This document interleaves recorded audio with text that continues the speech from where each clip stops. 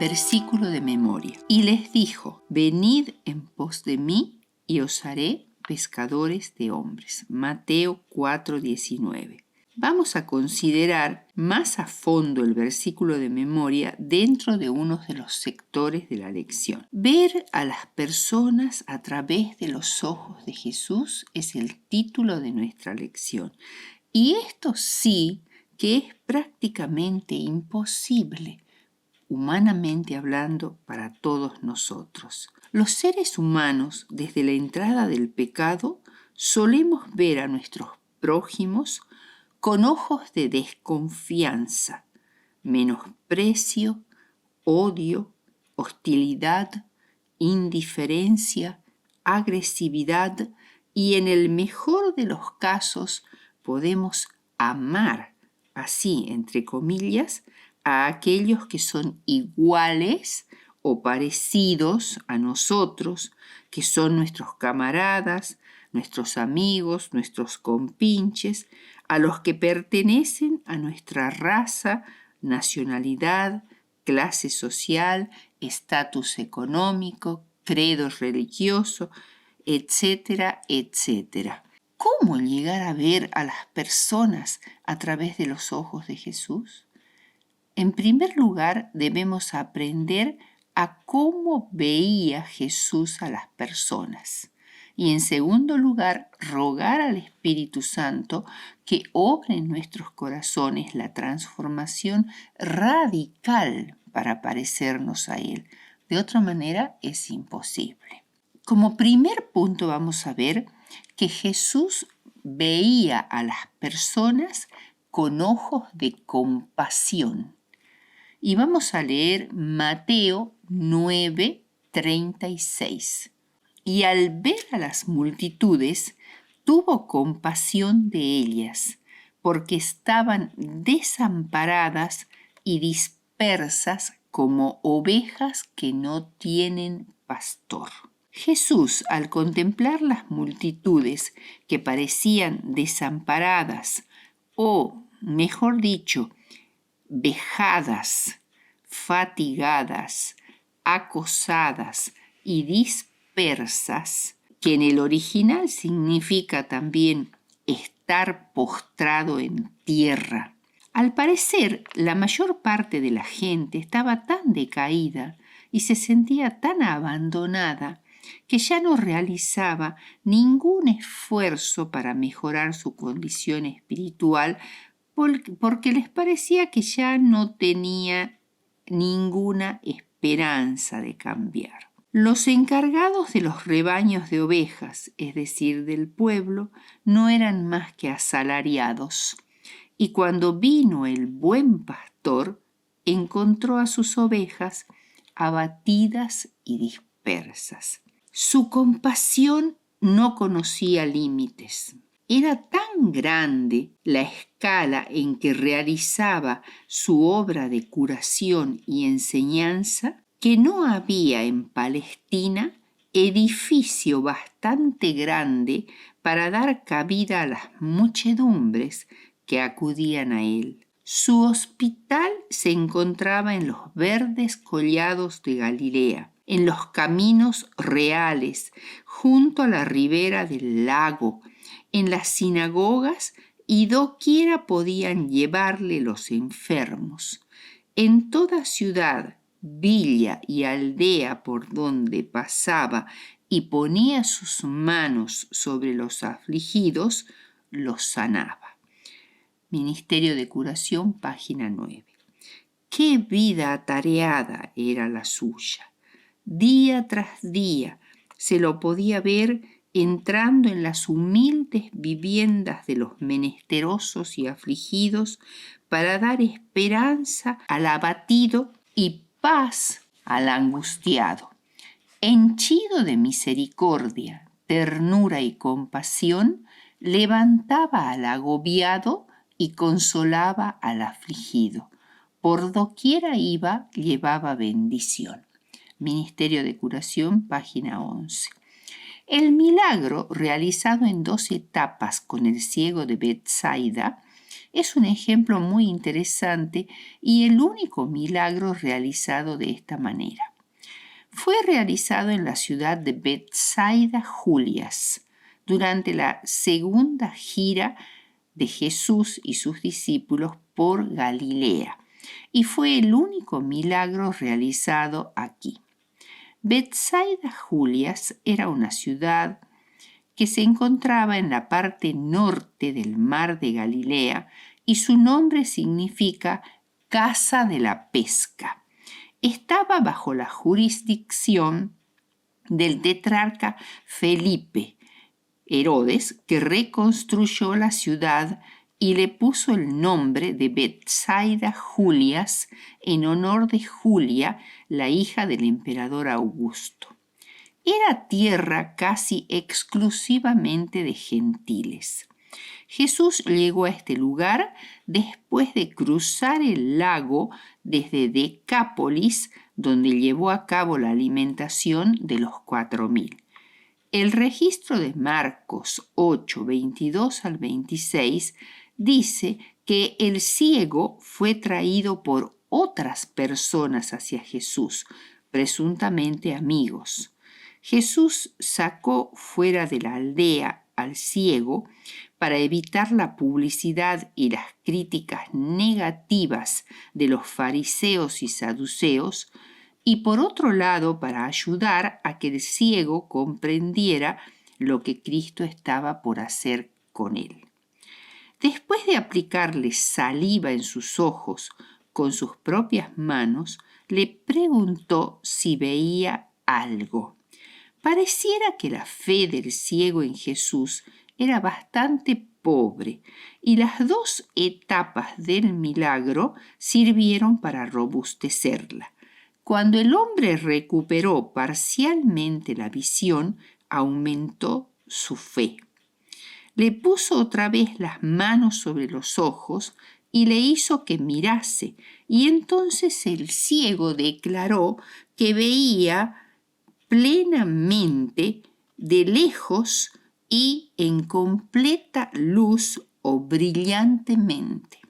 La compasión por alguien que había perdido la vista y que tenía escasa fe se ve en el trato paciente y personalizado del ciego. Además, hay una lección en la visión imperfecta. Veo a los hombres como árboles, pero los veo que andan. Describe nuestra visión imperfecta de la realidad y de los seres humanos que nos rodean, a la cual estamos tan acostumbrados que creemos que es correcta. Solo Cristo puede devolvernos la clara y brillante visión espiritual. Segundo punto, Jesús veía a las personas con ojos de salvación. Jesús cargaba con el tremendo peso de la responsabilidad por la salvación de los hombres. Sabía que sin un cambio decisivo en los principios y propósitos de la raza humana, todo se perdería. Esto acongojaba su alma y nadie podía darse cuenta del peso que lo abrumaba. En su niñez, juventud y adultez anduvo solo. Día tras día sufría pruebas y tentaciones. Día tras día estaba en contacto con el mal y notaba el poder que éste ejercía sobre quienes él procuraba bendecir y salvar. Pero con todo no flaqueaba ni se desalentaba. Ministerio de Curación, página 9. Los judíos evitaban el viajar desde Galilea a Judá pasando por Samaria, que en realidad era la ruta más corta y directa, debido a la hostilidad que había entre judíos y samaritanos, y preferían, por lo tanto, dar un rodeo por el valle del río Jordán.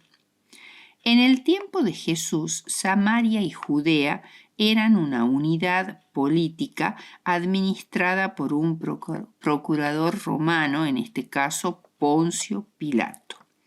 Samaria había estado habitada por pueblos semipaganos desde la época de Nehemías, con un culto samaritano rival y un templo samaritano rival en el monte Gerizim.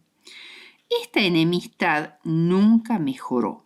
Durante las luchas de los macabeos, los samaritanos cooperaron con Antíoco Epifanes, rey griego enemigo de los judíos, por lo cual entre los dos pueblos no había trato social de ninguna clase. Sin embargo, Jesús eligió la ruta directa desde Judá a Galilea que pasaba por Samaria. Al pie del monte Gerizim se encontraba la aldea de Sicar, con el antiguo pozo de Jacob. La actitud de Jesús hacia los samaritanos en todo su ministerio fue claramente distinta de los judíos en general, y el objetivo que tenía Jesús era demostrar en primer lugar a los discípulos y en segundo lugar a todos que los samaritanos necesitaban ser salvados por un lado y que ansiaban ser salvos por otro.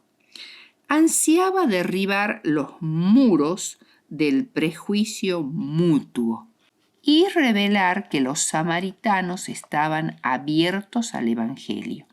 Jesús suavemente, con mucho tacto y respeto, ganó la confianza de la mujer samaritana y luego apeló directamente a sus anhelos internos de ser perdonada y liberada de su culpa.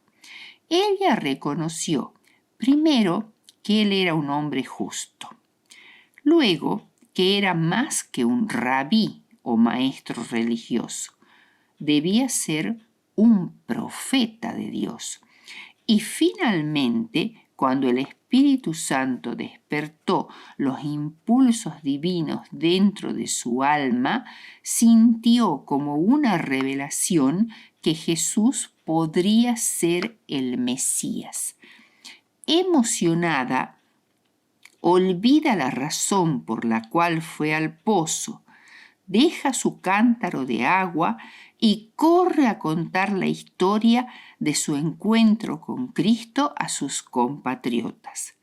Cuando los discípulos regresan de su viaje para comprar comida, Jesús comparte con ellos esta verdad casi increíble. Los samaritanos están abiertos y receptivos al Evangelio. Hay que inducir a los caídos a que sientan que no es demasiado tarde para ser hombres. Cristo honró al hombre con su confianza y así le confirió honor. Aún a quienes habían caído más bajo, los trataba con respeto. Era un dolor continuo para Cristo arrostrar la enemistad, la depravación y la impureza, pero nunca dijo nada que denotase que su sensibilidad había sido herida u ofendido su gusto refinado. Cualesquiera que fueran los hábitos malignos, los fuertes prejuicios o las pasiones despóticas de los seres humanos, siempre les hacía frente con ternura compasiva. Ministerio de Curación, página 75. Tercer punto. Jesús veía a las personas con ojos de dignidad y respeto. Cristo no admitía distinción alguna de nacionalidad, estatus social o credo.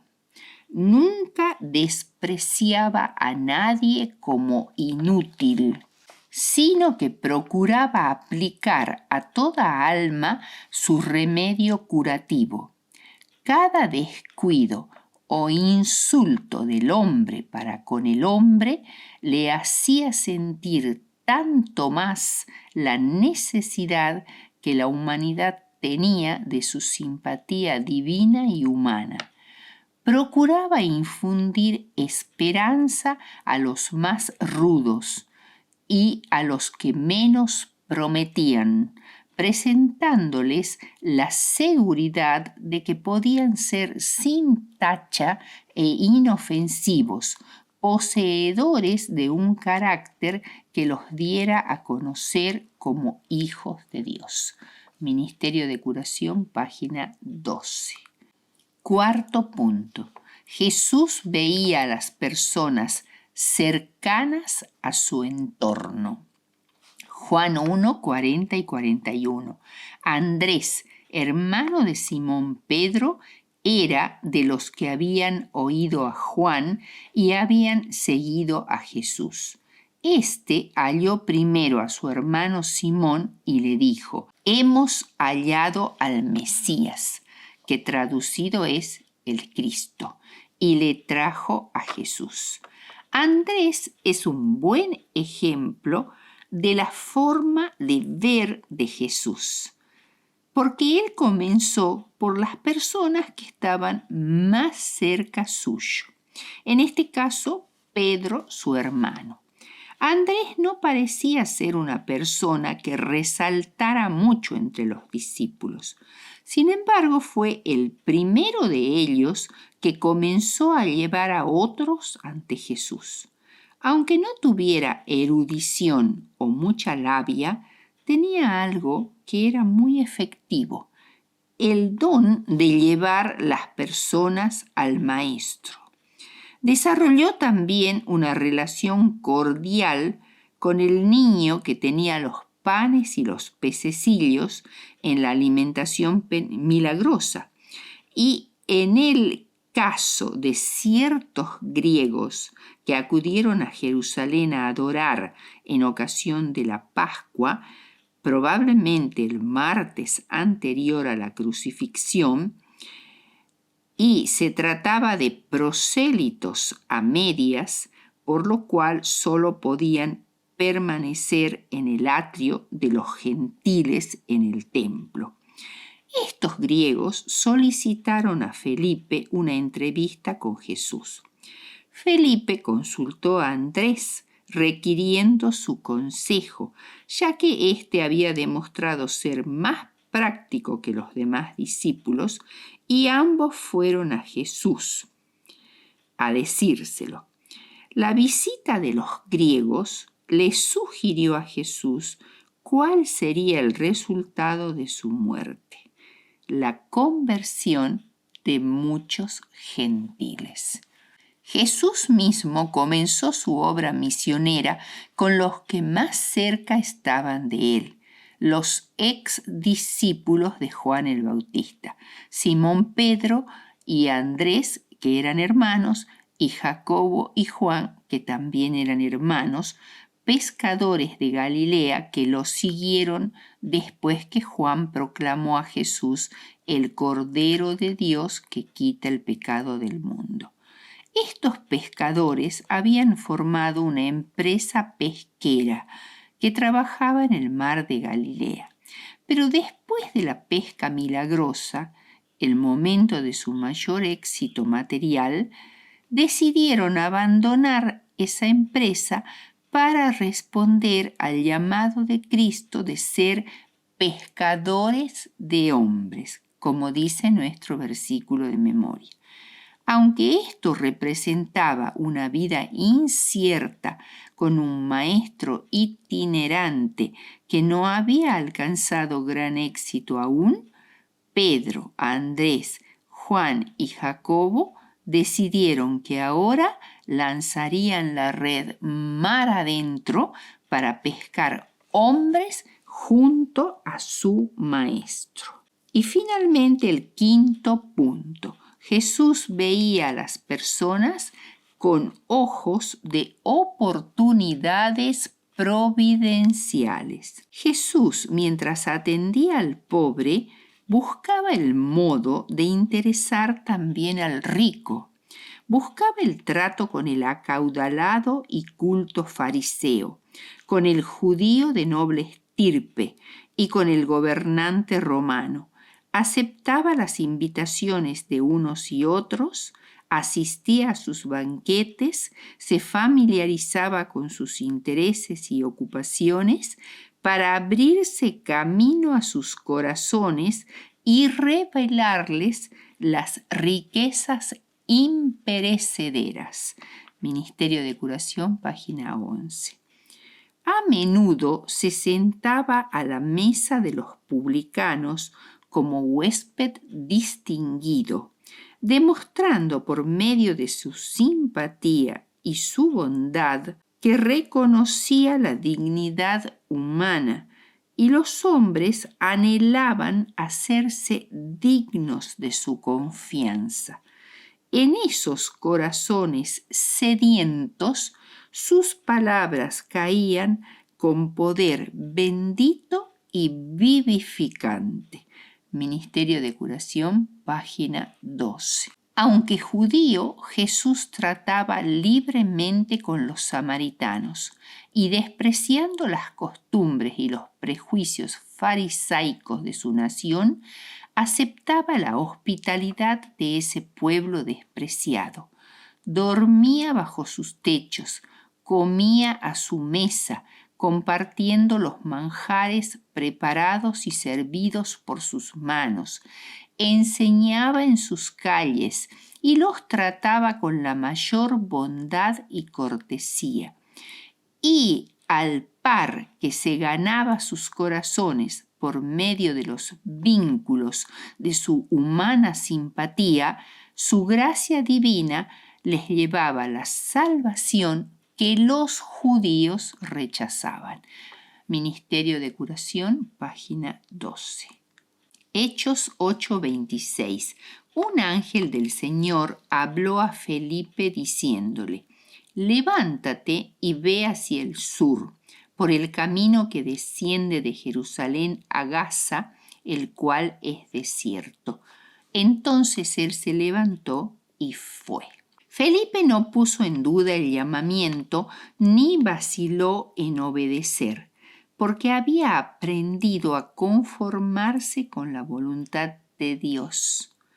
Dios vio que un etíope, eunuco, gobernador de Candace, la reina de Etiopía, era hombre de buena posición y amplia influencia. Una vez convertido, comunicaría a otros la luz recibida y ejercería un poderoso influjo en favor del Evangelio. Los ángeles del Señor asistían a este hombre que buscaba la luz y le atraían al Salvador. Por el ministerio del Espíritu Santo, el Señor lo puso en relación con Felipe, que podía conducirlo a la luz. Como conclusión, leamos esta hermosa cita. Hoy no acuden muchedumbres al desierto, curiosas de oír y de ver al Cristo. No se oye su voz en las calles bulliciosas. Tampoco se oye gritar en los caminos que pasa Jesús Nazareno. No obstante, es así. Cristo camina invisiblemente por nuestras calles. Viene a nuestras casas con mensajes de misericordia. Está dispuesto a cooperar con los que ven a las personas con los ojos con los que Él las veía. Está en medio de nosotros para sanar y bendecir si consentimos en recibirlo.